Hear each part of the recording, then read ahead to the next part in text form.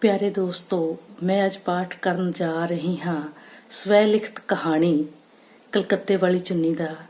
ਤੇ ਉਮੀਦ ਕਰਦੀ ਹਾਂ ਇਹ ਕਹਾਣੀ ਤੁਹਾਨੂੰ ਜ਼ਰੂਰ ਪਸੰਦ ਆਏਗੀ। ਸੋ ਆਓ ਆਨੰਦ ਮਾਣਦੇ ਹਾਂ ਕਹਾਣੀ ਕਲਕੱਤੇ ਵਾਲੀ ਚੁੰਨੀ। ਲੋਕਾਂ ਦੇ ਪੁਰਾਣੇ ਜ਼ਮਾਨੇ ਦੇ ਘਰ ਹੋਣ ਕਰਕੇ ਲੋਕਾਂ ਨੇ ਹੌਲੀ-ਹੌਲੀ ਪਿੰਡ ਦੇ ਆਲੇ-ਦੁਆਲੇ ਨਿਆਈਆਂ 'ਚ ਘਰ ਪਾਉਣੇ ਸ਼ੁਰੂ ਕਰ ਦਿੱਤੇ। ਨਗੀਨਾ ਚਾਚਾ ਵੀ ਆਪਣਾ ਜੱਦੀ ਘਰ ਪਿੰਡ ਵਿੱਚ ਛੱਡ ਆਇਆ। ਨਗੀਨੇ ਨੇ ਪਿੰਡ ਦੇ ਬਾਹਰ-ਬਾਹਰ ਆ ਕੇ 3-4 ਵੱਡੇ-ਵੱਡੇ ਕਮਰੇ ਛੱਤ ਲਏ। ਪੂਰਾ ਖੇਤ ਕਮਰਿਆਂ ਦੇ ਮੋੜਲੇ ਪਾਸੇ ਖੁੱਲ੍ਹਾ ਹੀ ਪਿਆ ਸੀ। ਪਹਿਲਾਂ ਉਹਨੇ ਭਿੱਤ ਲਿਪ ਕੇ 4 ਕਮਰੇ ਬਣਾਏ। ਹੌਲੀ-ਹੌਲੀ ਭਿੱਤਾਂ ਵਾਲੇ ਕਮਰੇ ਢਾਹ ਕੇ ਪੱਕੀਆਂ ਇੱਟਾਂ ਨਾਲ ਟੀਪ ਕਰਕੇ ਮਕਾਨ ਬਣਾ ਲਿਆ। ਵਿਹੜੇ 'ਚ ਫਲਾਹੀ ਦੇ ਦਰਖਤ ਦੀ ਸੰਘਣੀ ਛਾਂ ਹੇਠ ਨਗੀਨੇ ਚਾਚੇ ਨੇ ਪੱਠੇ ਕੁਤਰਨ ਲਈ ਗੇੜੀ ਗੱਡੀ ਹੋਈ ਸੀ। ਗੇੜੀ ਦੇ ਪਰਲੇ ਬੰਨੇ ਚੁੱਭਾ ਤੇ ਨਾਲ ਹੀ ਗੰਨੇ ਪੀੜਨ ਵਾਲਾ ਵੇਲਣਾ ਸਰਦੀਆਂ ਵਿੱਚ ਚੱਲਦਾ ਰਹਿੰਦਾ। ਸਾਰਾ ਪਿੰਡ ਵੇਲਣੇ ਤੇ ਆ ਕੇ ਆਪੇ ਰਸ ਦੇ ਛੰਨੇ ਭਰੀ ਜਾਂਦਾ, ਰਸ ਪੀ ਜਾਂਦਾ। ਨਿਆਣੇ ਤੱਤਾ ਗੁੜ ਖਾਈ ਜਾਂਦੇ। ਚਾਚਾ ਕਿਸੇ ਨੂੰ ਵੀ ਨਾ ਕਰਦਾ।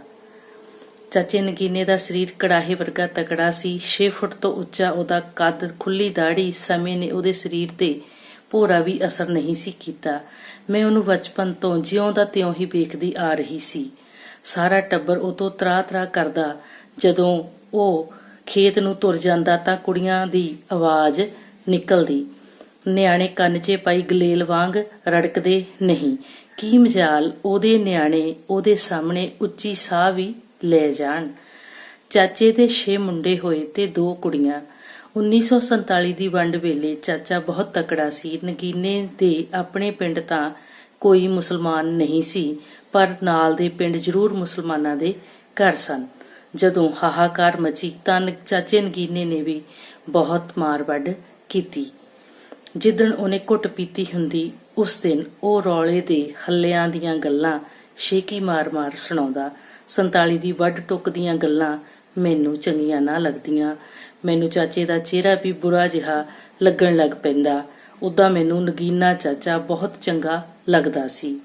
ਉਹ ਮੈਨੂੰ ਬਹੁਤ ਪਿਆਰ ਕਰਦਾ ਸੀ। ਰੇਹੜੀ ਤੇ ਬਿਠਾ ਕੇ ਝੂਟੇ ਦਿੰਦਾ ਤੇ ਕਦੇ ਸੁਹਾਗੇ ਤੇ ਬਿਠਾਉਂਦਾ ਤੇ ਨਾਲ ਹੀ ਆਖਦਾ, ਮਰ ਜਾਣੀਏ, ਘੁੱਟ ਕੇ ਰੱਸਾ ਫੜੀ, ਕਿਤੇ ਡਿੱਗ ਨਾ ਜਾਈ। ਮੈਨੂੰ ਕੁੱਛੜ ਚੁੱਕ ਕੇ ਘੁਮਾਉਂਦਾ ਰਹਿੰਦਾ ਤੇ ਉਹਦੇ ਨਿਆਣੇ ਵੀ ਮੈਨੂੰ ਬਹੁਤ ਪਿਆਰ ਕਰਦੇ। ਮੈਂ 2 ਦਿਨ ਉਹਨੂੰ ਮਿਲਣ ਨਾ ਜਾਂਦੀ। ਮਰ ਜਾਣੀਏ, ਤੂੰ ਆਈ ਹੀ ਨਹੀਂ, ਕਿੱਧਰ ਸੀ? ਆਹ ਵਿਹੜਾ ਨਹੀਂ ਸੁੰਬੜਨਾ, ਚੱਲ ਆਪਣੀ ਜੂੜੀ ਚੁੱਕ ਕੇ ਲਿਆ। ਕਦੇ ਉਹ ਮੈਨੂੰ ਮੋਢਿਆਂ ਤੇ ਬਿਠਾ ਕੇ ਝੂਟੇ ਵੀ ਦਿੰਦਾ। ਵੱਡਾ ਸਾਰਾ ਹਦਵਾਣਾ ਪਾੜ ਕੇ 2 ਹਿੱਸੇ ਕਰ ਲੈਂਦਾ। ਇੱਕ ਖੱਪੜ ਮੇਰੇ ਹੱਥ ਫੜਾ ਦਿੰਦਾ ਤੇ ਇੱਕ ਆਪ ਖਾਣ ਲੱਗਦਾ। 47 ਦੀਆਂ ਜਦੋਂ ਗੱਲਾਂ ਕਰਦਾ ਤਾਂ ਮੈਂ ਉਹਦੇ ਕੋਲੋਂ ਨੱਠ ਆਉਂਦੀ। ਇੱਕ ਦਿਨ ਦੂਰੋਂ ਹੀ ਇੱਕ ਸਾਈਕਲ ਚਮਕਾ ਮਾਰਦਾ ਆ ਰਿਹਾ ਸੀ। ਸਾਈਕਲ ਦੇ ਚੱਕਿਆਂ ਨੂੰ ਪੁਰਾਣੀਆਂ ਸੀਡੀਜ਼ ਲਾਈਆਂ ਹੋਈਆਂ ਸਨ। ਸੂਰਜ ਦੀ ਚਮਕ ਪੈਂਦੀ ਤਾਂ ਉਹ ਬਹੁਤ ਲਿਸ਼ਕਦੀਆਂ। ਨੀ ਤਾਰੋ, ਆ ਮੰਜਾ ਚੁੱਕ ਕੇ ਛਾਵੇਂ ਡਾਹੀਂ, ਭਾਈ ਆਉਂਦਾ ਕੁਝ ਵੇਚਣ। ਘੜੀ ਬੈਠ ਜਾਊ, ਚਾਹ ਪਾਣੀ ਪੀ ਕੇ ਆਰਾਮ ਕਰ ਜਾਊ। ਚਾਚੇ ਦੀ ਘਰ ਵਾਲੀ ਤਾਰੋ ਨੇ ਮੰਜਾ ਢਾਹ ਦਿੱਤਾ। ਜਦ ਸਾਈਕਲ ਵਾਲੇ ਭਾਈ ਨੇ ਆ ਕੇ ਮੱਥਾ ਟੇਕਿਆ, ਸਤਿ ਸ਼੍ਰੀ ਅਕਾਲ ਬੁਲਾਈ ਤਾਂ ਨਗੀਨੇ ਚਾਚੇ ਨੇ ਝੱਟ ਮੰਜਾ ਖੜਾ ਕਰ ਦਿੱਤਾ ਤੇ ਬੁੜ ਕਰਦਾ ਹੱਥ ਪੱਲੀ ਦਾਤੀ ਫੜ ਖੇਤ ਨੂੰ ਤੁਰ ਗਿਆ। ਚਾਚੇ ਦੇ ਮੱਥੇ ਤੇ ਗੁੱਸੇ ਨਾਲ ਤਿਊੜੀਆਂ ਹੋਰ ਡੂੰਘੀਆਂ ਹੋ ਗਈਆਂ। ਇਹ ਕੋਈ ਹੋਰ ਨਹੀਂ ਸੀ, ਇਹ ਤਾਂ ਚਾਚੇ ਦਾ 3 ਨੰਬਰ ਵਾਲਾ ਮੁੰਡਾ ਨਾਜਰ ਸੀ। ਚਾਚੇ ਨੇ 2 ਦਿਨ ਬੜਾ ਕਲੇਸ਼ ਕੀਤਾ। ਹਾਰ ਕੇ ਨਾਜਰ ਸਾਈਕਲ ਚੁੱਕ ਕੇ ਮੁੜ ਗਿਆ। ਚਾਚਾ ਕੋਰਾ ਅਨਪੜ੍ਹ ਸੀ, ਗੂਠਾ ਛਾਪ, ਪਰ ਉਹ 25 ਸਾਲ ਲਗਾਤਾਰ ਸਰਪੰਚੀ ਕਰ ਗਿਆ। ਉਹਨੇ ਨਾ ਕੋਈ ਕਮਰਾ ਛੱਤਿਆ ਤੇ ਨਾ ਹੀ ਘਰ ਨੂੰ ਬਗਲ ਕਰਾ ਕੇ ਗੇਟ ਲਾਇਆ। ਚਫੇਰਿਓਂ ਉਹਦਾ ਘਰ ਖੁੱਲ੍ਹਾ ਹੀ ਸੀ। ਦਿਨ ਛਿਪਦੇ ਸਾਰ ਹੀ ਉਹ ਰੋਟੀ ਖਾ ਕੇ ਸੌਂ ਜਾਂਦਾ। ਰਾਤ ਨੂੰ ਦੁੱਧ ਦਾ ਛੰਨਾ ਭਰ ਕੇ ਪੀਂਦਾ। ਦਿਨ ਚੜ੍ਹਦੇ ਨੂੰ ਹੀ ਉਹ ਖੇਤ ਵਾ ਕੇ ਘਰ ਮੁੜ ਆਉਂਦਾ। ਚਾਚੀ ਵੀ ਚਾਚੇ ਕੋਲੋਂ ਬਹੁਤ ਡਰਦੀ ਸੀ। ਜੇ ਚਾਚੇ ਨੂੰ ਖਿੱਚ ਚੜ੍ਹ ਜਾਂਦੀ ਤਾਂ ਉਹ ਪਰੈਣ ਨਾਲ ਹੀ ਚਾਚੀ ਦੀ ਦੇਹ ਉਧੇੜ ਦਿੰਦਾ। ਡੱਬਾ ਬਲਦ ਤਾਂ ਕਿਸੇ ਦੇ ਕਾਬੂ ਹੀ ਨਾ ਆਉਂਦਾ। ਚਾਚਾ ਕਿਸੇ ਦਿਨ ਉਹਦੇ ਵੀ ਪਰੈਣ ਭਰਾਉਂਦਾ। ਡੱਬਾ ਬਲਦ ਵੀ ਉਹ ਤੋਂ ਡਰਦਾ ਪਰਾਂ ਹੀ ਖੜਾ ਰਹਿੰਦਾ। ਵਿਹੜੇ ਵਿੱਚ ਜਾਮਣ ਦਾ ਵੱਡਾ ਦਰਖਤ ਸੀ। ਚਾਚਾ ਮੇਰੇ ਲਈ ਜਾਮਣਾ ਚੁੱਕ ਕੇ ਰੱਖਦਾ। ਮੈਨੂੰ ਪੱਖੀ ਚੱਲਦਾ ਜਾਮਣ ਦੇ ਦਰਖਤ ਹੇਠ ਪਿਆ। ਮੈਂ ਉਹਦੀ ਪਿਆਰੀ ਭਤੀਜੀ ਸੀ। ਉਹਦੀਆਂ ਮਹਿਫਲਾਂ ਸਿਖਰ ਦੁਪਹਿਰੇ ਟਾਹਲੀ ਤੇ ਜਾਮਣ ਦੀ ਸੰਘਣੀ ਛਾਂ ਹੇਠ ਜੰਮਦੀਆਂ। ਵੇਲਾ ਢਲਦਾ ਜਾ ਰਿਹਾ ਸੀ। ਸਾਰੀ ਉਮਰ ਚਾਚੇ ਨੇ ਸਿਰ ਦਰਦ ਦੀ ਗੋਲੀ ਤੱਕ ਨਹੀਂ ਸੀ ਖਾਧੀ। ਚਾਚੇ ਦੀ ਬੱਖੀ ਵਿੱਚ ਬਹੁਤ ਹੀ ਅਸਹਿਣ ਦਰਦ ਹੋ ਰਹੀ ਸੀ। ਮੁੰਡਾ ਉਹਨੂੰ ਚੁੱਕ ਕੇ PGI ਲੈ ਗਿਆ। ਉੱਥੇ ਜਾ ਕੇ ਪਤਾ ਚੱਲਿਆ ਕਿ ਚਾਚੇ ਦਾ ਕੈਂਸਰ ਆਖਰੀ ਸਟੇਜ ਤੇ ਪੁੱਜ ਗਿਆ ਹੈ। ਸੌਰੀ, ਤੁਸੀਂ ਮਰੀਜ਼ ਨੂੰ ਘਰ ਲਿਜਾ ਕੇ ਸੇਵਾ ਕਰੋ। ਡਾਕਟਰ ਨੇ ਇਹ ਸ਼ਬਦ ਆਖ ਕੇ ਚਾਚਾ ਘਰ ਭੇਜ ਦਿੱਤਾ। ਨਾਜਰ ਕੋਲ ਵੀ ਇਹ ਗੱਲ ਉੜਦੀ ਉੜਦੀ ਪਹੁੰਚ ਗਈ। ਉਹ ਸੁਣਦਿਆਂ ਸਾਰ ਹੀ ਪਿੰਡ ਨੂੰ ਨੱਠਾ ਆਇਆ। ਦਿਨ ਰਾਤ ਇੱਕ ਕਰਕੇ ਉਹਨੇ ਚਾਚੇ ਦੀ ਬਹੁਤ ਸੇਵਾ ਕੀਤੀ, ਪਰ ਚਾਚੇ ਦਾ ਦਾਣਾ ਪਾਣੀ ਖਤਮ ਹੋ ਚੁੱਕਿਆ ਸੀ। ਉਹ ਬਹੁਤੇ ਦਿਨ ਨਾ ਕੱਟ ਸਕਿਆ ਤੇ ਸਦਾ ਲਈ ਰੁਖਸਤ ਹੋ ਗਿਆ। ਨਾਜਰ ਦੇ ਬਾਕੀ ਭਰਾ ਆਪੋ ਆਪਣੀ ਕਬੀਲਦਾਰੀ ਵਿੱਚ ਖੁੱਬੇ ਹੋਏ ਸਨ। ਕਿਸੇ ਨੂੰ ਬੁੜੀ ਦੀ ਵੀ ਕੋਈ ਖਬਰਸਾਰ ਨਹੀਂ ਸੀ ਕਿ ਕਿਵੇਂ ਰਹਿ ਰਹੀ ਹੈ। ਚਾਚੇ ਨਗੀਨੇ ਦੇ ਅੜਬ ਸੁਭਾਅ ਕਰਕੇ ਨੌਹਾਂ ਜਲਦੀ ਹੀ ਚੁੱਲ੍ਹਾ ਚੌਂਕਾ ਅੱਡ ਕਰ ਲੈਂਦੀਆਂ। ਹੁਣ ਚਾਚੀ ਦੀਆਂ ਰੋਟੀਆਂ ਨਾਜਰ ਹੀ ਪਕਾਉਂਦਾ, ਕੱਪੜੇ ਧੋਂਦਾ, ਉਹਦਾ ਹਰ ਓਹਰ ਪੋਹਰ ਕਰਦਾ, ਗਾਉਂਦਾ ਫਿਰਦਾ। ਛੜਿਆਂ ਦੀ ਅੱਗ ਨਾ ਬਲੇ, ਟੰਨਾ ਬਾਲਿਆਂ ਦੇ ਪੱਕਣ ਪਰੌਂਠੇ, ਵੇ ਛੜਿਆਂ ਦੀ ਅੱਗ ਨਾ ਬਲੇ। ਜਦ ਕੋਈ ਸ਼ਰੀਕੇ ਵਿੱਚੋਂ ਲੱਗਦੀ ਭਰਜਾਈ ਕੋਲੋਂ ਲੰਘਦੀ ਤਾਂ ਗਾਣ ਲੱਗ ਜਾਂਦਾ, ਕੋਠਾ ਪਾ ਲਿਆ ਛੜਿਆਂ ਮਹੱਲੇ, ਵੇ ਢੋਲਾ ਮੈਨੂੰ ਸੰਗ ਲੱਗਦੀ। ਕੋਠਾ ਪਾ ਲਿਆ ਛੜਿਆਂ ਮਹੱਲੇ, ਵੇ ਢੋਲਾ ਮੈਨੂੰ ਸੰਗ ਲੱਗਦੀ। ਸਾਰੇ ਪਿੰਡ ਦੀ ਚਾਮਲੀ ਹੋਈ ਮੰਡੀਰ ਇਕੱਠੀ ਹੋ ਕੇ ਨਾਜਰ ਦੇ ਕਮਰੇ ਦਾ ਦਰਵਾਜ਼ਾ ਖੜਕਾ ਰਹੀ ਸੀ। ਤਾਇਆ, ਅਸੀਂ ਤੈਨੂੰ ਕੁਝ ਨਹੀਂ ਕਹਿਣਾ, ਅੱਜ ਹੋਲੀ ਆ, ਬਸ ਮਾੜਾ ਜਿਹਾ ਰੰਗ ਲਵਾ ਲੈ, ਅਸੀਂ ਫਿਰ ਆਪੇ ਹੋਲੀ ਖੇਡਾਂਗੇ, ਤੈਨੂੰ ਕੁਝ ਨਹੀਂ ਕਹਾਂਗੇ, ਚੱਲ ਖੋਲ ਦੇ ਬੂਹਾ। ਮੁੰਡਿਆਂ ਨੇ ਇੱਕ ਵਾਰੀ ਫਿਰ ਤਰਲਾ ਜਿਹਾ ਕੀਤਾ, ਪਰ ਨਾਜਰ ਤਾਇਆ ਕਮਰੇ ਦੇ ਅੰਦਰੋਂ ਧੜੀ ਧੜੀ ਦੀਆਂ ਗਾਲਾਂ ਕੱਢ ਰਿਹਾ ਸੀ। ਮੈਂ ਅੱਜ ਹੀ ਦਾੜੀ ਨਾਈ ਕੋਲੋਂ ਰੰਗਾ ਕੇ ਆਇਆ, ਨੱਠ ਜਾਓ। ਮੰਡੀਰ ਨੇ ਇਕੱਠੀ ਹੋ ਕੇ ਤਾਏ ਦੇ ਦਰਵਾਜ਼ੇ ਦੀ ਕੁੰਡੀ ਤੋੜ ਦਿੱਤੀ। ਤਾਏ ਨਾਜਰ ਦੀ ਡਾਈ ਕੀਤੀ ਦਾੜੀ ਤਾਜ਼ੀ ਸੀ ਤੇ ਸਿਰ ਰੰਗ ਨਾਲ ਭਰ ਦਿੱਤਾ। ਉਹ ਗੁਸਲਖਾਨੇ ਵਿੱਚ ਗਾਲਾਂ ਕੱਢਦਾ ਜਾ ਵੜਿਆ। ਮੈਂ ਸਾਲਿਓ, ਤੁਹਾਡਾ ਸਾਰੇ ਪਿੰਡ ਦਾ ਤਾਇਆ ਕਿੱਥੋਂ ਹੋ ਗਿਆ? ਚਾਚਾ, ਮੈਂ ਚਾਚਾ ਤੁਹਾਡਾ। ਸਾਰਾ ਪਿੰਡ ਨਾਜਰ ਦੇ ਚਰਚੇ ਰਹਿੰਦੇ। ਨਗੀਨਾ 30 ਕੁ ਵਰ੍ਹੇ ਪਹਿਲਾਂ ਆਲੂਆਂ ਦੀ ਟਰਾਲੀ ਆੜਤੀਏ ਕੋਲ ਮੰਡੀ ਸਿੱਟ ਕੇ ਆਇਆ ਤੇ ਮੰਡੀ ਤੋਂ ਪੈਸੇ ਘਰ ਨੂੰ ਲਿਆਉਣ ਦੀ ਜ਼ਿੰਮੇਵਾਰੀ ਨਾਜਰ ਨੂੰ ਦੇ ਆਇਆ। ਕਿਉਂਕਿ ਘਰ ਫਸਲ ਦੀ ਵੱਤ ਆਈ ਹੋਈ ਸੀ। ਜਿਵੇਂ ਹੀ ਆੜਤੀਏ ਨੇ ਨਾਜਰ ਨੂੰ ਪੈਸੇ ਦਿੱਤੇ, ਨਾਜਰ ਪੈਸੇ ਘਰ ਲਿਆਉਣ ਦੀ ਬਜਾਏ ਪੈਸੇ ਲੈ ਕੇ ਨੱਠ ਗਿਆ।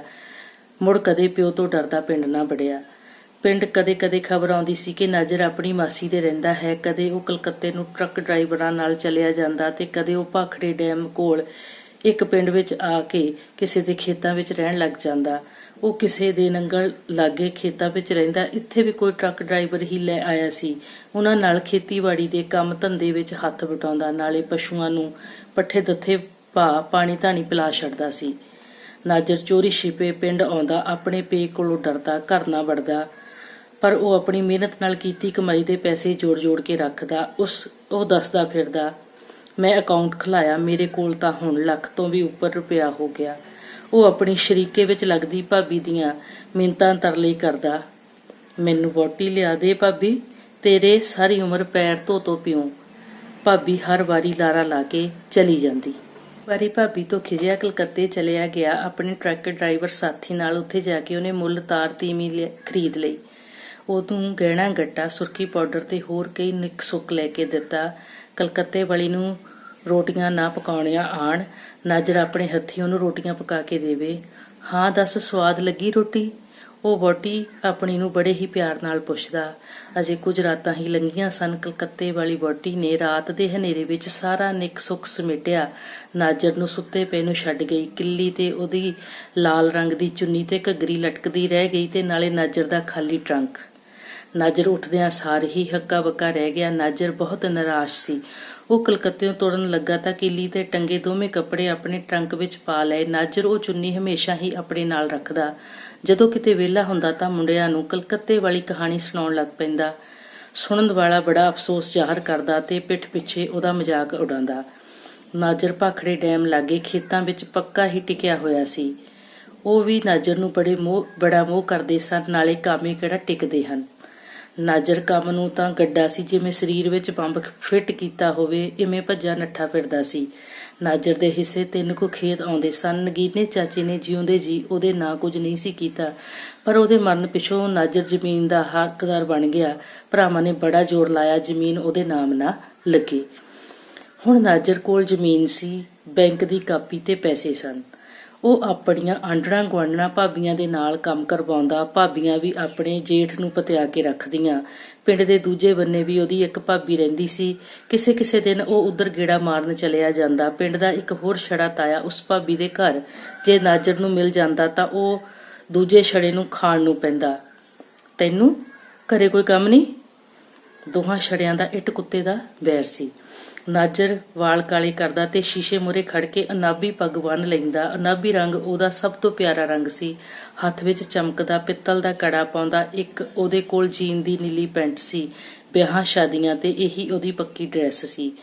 ਪਿੰਡ ਵਿੱਚ ਵਿਆਹਾਂ ਸ਼ਾਦੀਆਂ ਵਾਲੇ ਦਿਨ ਉਹ ਤੀਵੀਆਂ ਕੋਲ ਬਣ ਠਣ ਕੇ ਬੈਠਦਾ। ਚੀਜ਼ਾਂ ਵਰਤਾਉਣ ਵੇਲੇ ਉਹ ਫਟਾਫਟ ਖਾਣ ਦੀਆਂ ਚੀਜ਼ਾਂ ਲਿਆ ਕੇ ਦਿੰਦਾ। ਜੇ ਕੋਈ ਬੰਦਾ ਉਹਨੂੰ ਆਵਾਜ਼ ਮਾਰਦਾ, ਨਾਜਰਾ ਦਾਲ ਦੀ ਕੜਛੀ ਪਾ ਕੇ ਜਾਈਂ, ਤਾਂ ਉਹ ਅਣਸੁਣਿਆ ਹੀ ਕਰ ਦਿੰਦਾ। ਬੰਦੇ ਆਵਾਜ਼ਾਂ ਮਾਰਦੇ ਹੀ ਰਹਿ ਜਾਂਦੇ। ਨਾਜਰ 50 ਤੋਂ ਉੱਪਰ ਟੱਪ ਗਿਆ ਸੀ। ਬਸ ਭਾਬੀ ਇੱਕ ਵਾਰ ਸੋਹਣੀ ਜਿਹੀ ਕੁੜੀ ਨਾਲ ਵਿਆਹ ਕਰਵਾ ਦੇ, ਤੈਨੂੰ ਵਿਚੋਲਗਿਰੀ ਦੀ ਸੋਨੇ ਦੀ ਮੁੰਦੀ ਬਣਾ ਕੇ ਦੇਊਂ। ਉਹ ਆਪਣੀ ਗੁਆਂਢਣ ਭਾਬੀ ਦੇ ਵਿਰੁੱਧ ਕਿਸੇ ਦੇ ਮੂੰਹੋਂ ਇੱਕ ਵੀ ਬੁਰਾ ਲਫ਼ਜ਼ ਸੁਣ ਕੇ ਰਾਜੀ ਨਾ ਹੁੰਦਾ ਤੇ ਉਹਦੇ ਸੱਤੀ ਕੱਪੜੀ ਅੱਗ ਲੱਗ ਜਾਂਦੀ। ਕਿਸੇ ਕਿਸੇ ਦਿਨ ਉਹ ਕਲਕੱਤੇ ਵਾਲੀ ਵਹੁਟੀ ਦੀ ਚੁੰਨੀ ਲੈ ਕੇ ਗੁਆਂਢੀਆਂ ਦੇ ਘਰ ਆ ਜਾਂਦਾ। ਪਿੰਡ ਦੇ ਲੋਕਾਂ ਦੇ ਖੇਤੀ ਪੰਪ ਨਾਲ ਸਪਰੇਅ ਕਰਕੇ ਝੱਟ ਆ ਜਾਂਦਾ। ਪੰਪ ਪਿੱਠ ਤੇ ਲਾ ਕੇ ਨੱਠਾ ਹੀ ਫਿਰਦਾ। ਗੁਰਦੁਆਰੇ ਜਾ ਕੇ ਦਿਨ ਤਿਉਹਾਰ ਤੇ ਕੜਾਹ ਤੇ ਦੇ ਆਪਣੀਆਂ ਭਾਬੀਆਂ ਨੂੰ ਖੁੱਲੇ ਗੱਫੇ ਵਰਤਾਉਂਦਾ। ਛਕੋ ਭਾਬੀ ਛਕੋ, ਇੱਕ ਵਾਰੀ ਵਹੁਟੀ ਲਿਆ ਦਿਓ, ਸਾਰੇ ਪਿੰਡ ਨੂੰ ਗੱਜ ਵੱਜ ਕੇ ਪਾਰਟੀ ਦੇਊਂਗਾ। ਪਿੰਡ ਵਿੱਚ ਕਿਸੇ ਦੇ ਮੁੰਡੇ ਕੁੜੀ ਦਾ ਵਿਆਹ ਹੁੰਦਾ, ਉਹ ਪੈਗ ਲਾ ਲੈਂਦਾ, ਡੀਜੇ ਮੋਹਰੇ ਨੱਚਦਾ, ਨਿਆਣੇ ਉਹਨੂੰ ਛੇੜਦੇ। ਤਾਇਆ ਤੈਂ ਕਦੋਂ ਡੀਜੇ ਤੇ ਭੰਗੜਾ ਪਵਾਉਣਾ?